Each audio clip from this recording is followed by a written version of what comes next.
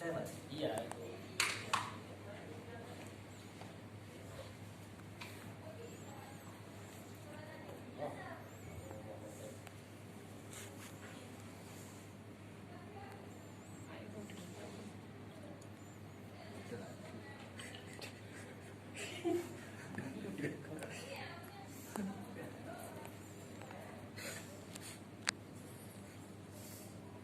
Enak ya.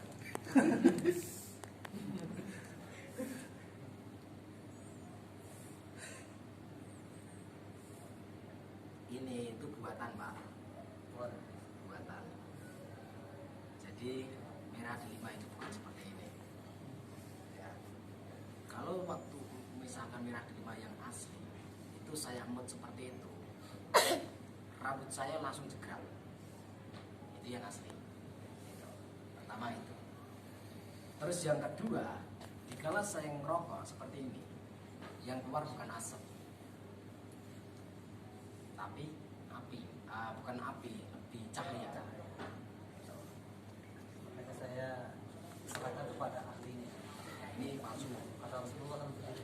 Sesuatu urusan kalau misalkan kepada ahlinya, insya Allah terbukti keasliannya. Sudah Pak, cara membuktikan merah delima yang asli atau yang palsu. Jika kita taruh di atas ini, itu akan berjalan sendiri. Itu yang asli berjalan. Terus dikala kita emut, di dalam mulut kita itu tetap akan berjalan. Nah, terus dikala kita minum, masih di dalam mulut itu kita minum, ya itu nanti warnanya merah.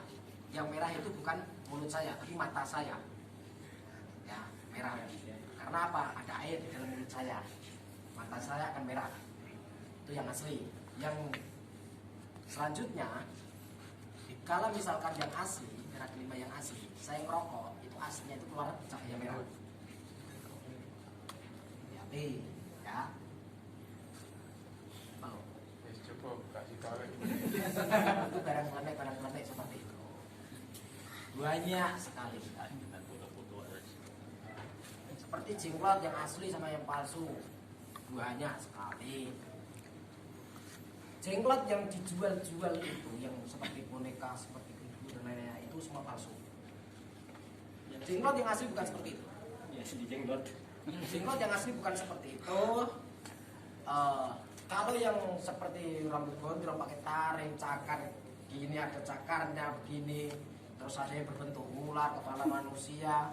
Nah, itu sebetulnya dulu waktu zaman kerajaan dulu itu untuk boneka. Nah, sebenarnya itu untuk boneka, mainan dulu itu ekstrim memang, mainan zaman anak-anak zaman dulu itu untuk mainan. Kembali ke zaman modern sekarang malah diperjualbelikan bahwa itu jenglot, padahal itu bukan. Jenglot yang asli bukan seperti itu. Gitu. Ya.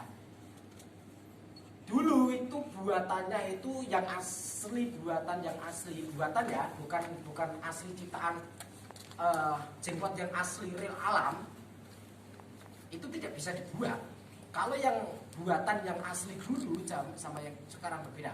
Kalau buatan yang dulu itu terbuat dari kulit kelelawar, ya, bukan kalong ya, kelelawar. Gitu. Kalau kalong berbeda. Yang bisa dibuat itu kelelawar. Itu. Dan kalau zaman sekarang itu rata-rata buatannya dari iber. Itu dari apa? Iber. Jadi nggak usah percaya dengan klenik-klenik seperti itu. Saya bisa kasih salah satu trik untuk pengobatan seperti yang dilakukan Pak Samsudin. Mungkin sudah saya jelaskan di YouTube ya, pakai karet di sini tuh. Itu dikasih, nanti cukup pakai lengan panjang begini, tinggal dilempar. Lemparnya begini ya, kalau tangan kiri begini, kalau tangan kanan begini. Misalkan tangan kanan begini, terus tangan kiri begini, itu agak sulit keluarnya. Tapi kalau sudah dilempar begini, karena ini di bawah, ini kan di bawah sini. Kalau begini kan berarti di atas, takutnya kelihatan. Nah makanya begini, supaya bisa keluar serat. Apalagi kalau ditatapkan ke tembok lebih keren lagi. laki kuning kan actionnya itu. Jadi kalau untuk menjadi orang sok sakti itu tinggal action saja, sat gitu kan, nah sat gitu, kelihatan sakti. Masuklah ke media. Setelah masuk ke media, banyak masyarakat yang terpukau. Wow, sakti. Nah, pasti pasien akan berdatangan. Tolong obatin saya, ini sakit begini. Endingnya nanti, wah jenengan ini berat, ini sampai kena sandat. Periksa dapur, sandat ini. Wah, ini harus cepat-cepat diobatin. Ini harus dibuang ini. Karena masih ada tamu di luar sana. Karena saking banyaknya tamu saya ya, misalkan seperti itu, saya tamunya banyak. Mohon maaf Pak, Bu, tamunya masih banyak. Lebih baik sampai konsultasi dulu sama santri-santri, nanti barangkali bisa dibantu sama santri. Konsultasilah sama santri keluar dari ruangan saya. Setelah itu ngobrol sama santri. Mas santri, tadi sama bosnya suruh konsultasi sama santri. Tadi terawang sama bosnya itu bilang katanya ada santetnya di dalam tubuh saya. Ini santetnya begini berbahaya sampai anak-anak saya nanti kalau nggak diambil sama suami saya. Memang benar, sebelum saya sakit itu suami saya yang kena. Memang benar, sebelum saya sakit itu kejadian itu saya cekcok dulu sama mertua, sama saudara saya, warisan atau apa, cekcok sama tetangga gara-gara arisan. Nah, itu dihubung-hubungkan nanti itu, dihubung-hubungkan. Akhirnya tersugestilah si tamu ini, ya, karena menghubung-hubungkan. Oh iya benar ini, jangan-jangan dia. Lah itu sudon itu namanya. Karena menghubung-hubungkan sesuatu yang tidak kita ketahui, ya. Setelah itu kata sendiri gini, wah ya benar Bu, coba Bu saya lihat Bu. Wah berat ini Bu, ini kalau saya tangani sama santri-santri ini paling saya butuh beberapa santri ini yang harus menangani karena ini resiko. Akhirnya takut, si pasien ini takut. Lah gimana Kang, tolonglah Kang, saya sudah lama kesakitan Kang. Lebay akhirnya. Saya pengen sembuh Kang. Jangan sampai anak-anak saya kena, cukuplah saya yang menderita. Wah, sok bijak ini pasien ini. Akhirnya diikuti sama si santri ini, sok bijak juga. Wah, saya nggak mampu. Tapi kalau mau ditangani sama santri, saya harus minta bantuan sama teman-teman santri. Tapi begini Bu, Pak, saya biasanya gini, harus ada sedekahnya, infaknya ya paling enggak. Di sini tuh minimal 3 juta kalau ditangani sama santri, 3 juta biasanya mahalnya. Kalau ditangani sama Gusnya langsung itu minimal ya 5 juta sampai 15 juta tergantung tingkat kesulitannya, tergantung berbahaya atau enggaknya. Karena orang sakit itu pengen sembuh, niscaya dia akan menggadaikan BPKB, sertifikat, utang ke sana ke sini, akhirnya habis sawah. Ya. Setelah itu ya namanya pasien merasa santri ini kurang sakti, yang sakti itu bosnya. Kan saya tak itu dalam hati, saya tak minta tolong sama bosnya saja ya Kang. Iya Bu, bosnya itu lebih pengalaman Bu. Nah, akhirnya ketemulah sama bosnya saya, ya. Oh saya berpura-pura, saja. Keluar ini, keluar itu, keluar ini, keluar itu. Alhamdulillah Bu, sudah dibuang semua. Sekarang sudah saya pakerin dan sampai tinggal istiqomah saja, amalkan ini supaya tidak kena serangan lagi dan sebagainya, tidak sakit lagi dan sebagainya. Pulang dari rumah enak, badan itu sehari 2 hari enak. Besoknya sakit lagi, merasa wah ini saya jangan-jangan diserang lagi ini. Nah ini nih oknum-oknum seperti ini nih. Yang salah siapa? Apakah saya sebagai Gusnya yang salah atau santri saya? Kenapa saya bikin strategi seperti itu? Katakanlah saya, ya. Kenapa bikin strategi seperti itu? Saya nggak menuduh orang ya. Saya katakanlah ini contoh saya sendiri, ya. Misalkan saya yang pelakunya, supaya tidak bisa menuntut saya, karena yang menyuruh itu santri saya. Nanti yang kena tuntut itu santri saya. Secara logika rasional, santri-santri saya itu yang punya tempat padepokan atau bukan? Bukan ya? Nah, yang punya padepokan kan saya. Yang harusnya bertanggung jawab kan saya. Itu pertama. Yang kedua, tidak akan ada santri atau asisten atau admin atau sekretaris dan lain-lain pengurus tidak akan berani bertindak tanpa izin atau tanpa persetujuan tuan rumah. Paham? Yang artinya segala sesuatu sebelumnya sudah direncanakan jauh-jauh hari. Yaitu saya yang merencanakan, menyuruh santri sebegini. Nanti per bulan kamu akan saya bayar sekian. Bagi yang misalkan ada orang yang berobat, saya mau mengobati, wah, santri saya kesurupan. Wah. Kenapa santri saya yang kesurupan? Bukan si pasien yang kesurupan. Karena santri saya sudah saya setting untuk kesurupan. Ya. Bayarannya berapa? 50.000 satu kali kesurupan. Itu 50.000 paling sedikit satu kali kesurupan. Murah banget ya. Lah kalau sehari kesurupan 20 kali ya lumayan. Berapa? 1 juta sehari. Rokok gratis, makan gratis, tidur gratis, dapat duit dari situ.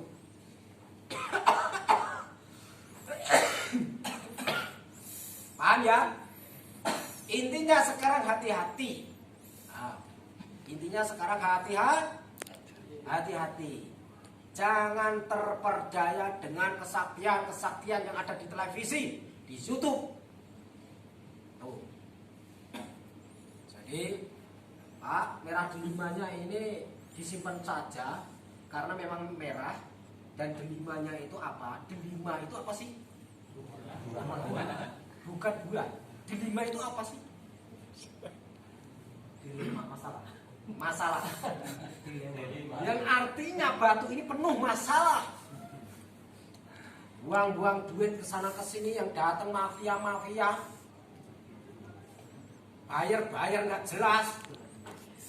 Saya bermain seperti ini sebelum saya itu punya padepokan. Ditipu terus saya. Saya itu mantan korban penipuan juga. Makanya sekarang saya balas dendam kepada oknum-oknum yang ada di luaran sana. Saya belajar trik banyak untuk apa? Untuk balas dendam. Balas dendam untuk apa? Untuk menyuarakan suatu kebenaran. Karena saya tanya yang ada di sini banyak nih. Pengen kebenaran terungkap atau kebenaran terpendam terus? Terungkap.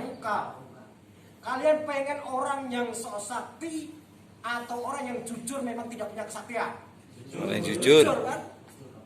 Indonesia saat ini butuh orang yang jujur, bukan orang pintar. Orang pintar banyak tapi minteri. Tapi kalau orang jujur sulit ditemukan. Kenapa? Karena rata-rata di luaran sana sok jujur tapi bangsat semua. Betul. Paham? Itu. Nama saya saja sekarang terkenal. Kades. Enggak. Bercanda. Jadi semakin nama saya besar, semakin banyak dimanfaatkan. Semakin besar budayanya seperti cewek-cewek baru saja cerita. Saya dilamar cewek-cewek banyak sekali, tapi ya Kalau saya disuruh nikah, sampai disuruh nikah saja. tapi saya nggak, atau Rasulullah nggak boleh kalau nggak bisa berbuat adil. Belum mampu rezekinya ya. Itu satu istri aja. Begini, rahasia di dalam rumah tangga sebenarnya itu ada di pangkuan pundaknya laki-laki, seorang suami. Boleh kita nikah lagi boleh. Kalau menurut sunnah, istrinya Rasulullah itu janda semua, orang miskin semua. Nah, kalau kita mau cari istri, mau nikah lagi, ya kita harus cari yang janda tuwek-tuwek. Jangan janda yang semak kok, mantap kok, melenek kok. Nah, jangan. Kalau kita cari janda yang muantak kok, iya, itu karena selakangan. Bukan karena sunnah. Nah, itu yang pertama. Yang kedua, syarat untuk menikah lebih dari satu kali, jangankan lebih dari satu kali, Syarat untuk menikah saja itu bukan hanya menafkahi lahir dan batin saja. Kata kiai, kata penceramah, kata ustadz, menafkahi lahir dan batin kan bisa adil. Saya mengatakan masih salah alias masih kurang tepat. Yang tepat bagaimana? Yang tepat sebagai laki-laki kepala rumah tangga, imam rumah tangga harus bisa membimbing dan membina anak dan istrinya. Bukan sekedar nafkah lahir dan batin. Nafkah lahir itu memberikan sandang, pangan, dan papan. Tidak peduli itu halal atau haramnya. Yang penting bisa mencukupi sandang, papan, dan pangannya. Ya, itu nafkah lahir. Kita korupsi, kita ngerampok, kita copet, kita jambret, kita begal. Yang penting istri butuh uang, kita bisa memberi. Anak butuh biaya sekolah, kita bisa mencukupi. Itu nafkah lahir, ya. Nafkah batin wong wedok kuwi njaluk dikeloni. Cukup dikeloni 5 menit wis rampung. Ya. Kata Wahyu sak crit rong crit. Ya. Dan di situ tidak ada kenikmatan. Kenikmatan yang sesungguhnya saya katakan dikala kita sudah bisa bertemu sama Rasulullah, itu nikmat sekali. Jika kita belum bertemu Rasulullah, belum nikmat. Kata siapa nikmat? Itu. Mau kita kelona 1000 perempuan pun tidak akan nikmat. Itu. Tidak, saya menjamin. Itu. Saya berani bertaruh. Itu. Gak akan bisa menemukan kenikmatan walaupun kita itu bersetubuh sama perempuan 1000 kali. 1000 perempuan sekalipun. Busit, gitu. Bohong itu. Itu hanya pembohongan setan. Paham ya? Jadi tugas laki-laki adalah dikala kita bisa membimbing dan membina keluarga. Itu membimbing itu apa? Membina itu apa? Membimbing itu adalah mengingatkan, memberikan pelajaran kepada anak istri. Membina adalah mencontohkan, mempraktekkan. Kita tidak akan didengarkan anak istri kita kalau kita belum benar. Nah, ibu sholat. Lah kalau dibantah, lah bapak aja belum sholat, nyuruh kami sholat. Nah, itu gak benar. Itu. Kita harus mencontohkan karena kepala rumah tangga. Kita imam harus mencontohkan sebelum menyuruh. Seperti itu. Ya. Kok diem semua? Oh, tak pungkasan nih kok. Macem-macem. Nah, Monggo. Nah, intinya Rasulullah bisa menikah 9 kali. Itu yang wajib diketahui, sebetulnya 11 kali. Ya. Yang wajib itu 9 kali yang boleh diketahui, ya. Dan di situ kenapa? Karena Rasulullah bisa membimbing anak istrinya. Jangankan anak istrinya, kita yang belum bertemu Rasulullah sudah terbimbing oleh Rasulullah. Terbina oleh Rasulullah. Ya wajar kalau Rasulullah nikah banyak. Nikah 1000 kali boleh kok. Gitu. Karena Rasulullah bisa membimbing, membina umat dan keluarganya. Nah kalau kita membimbing diri kita sendiri aja susah. Mau nikah 2 kali, kepologi. Seperti itu. Simple berpikiran itu. Ya. Simple kan? Simple, enggak usah aneh-aneh berpikiran aneh-aneh, enggak usah. Harap istri banyak, cantik-cantik. Aku ya pengen lur. Bojoku sing lain tuh. Tuh, seperti itu. Merah delima, palsu. Enggak usah terpaku dengan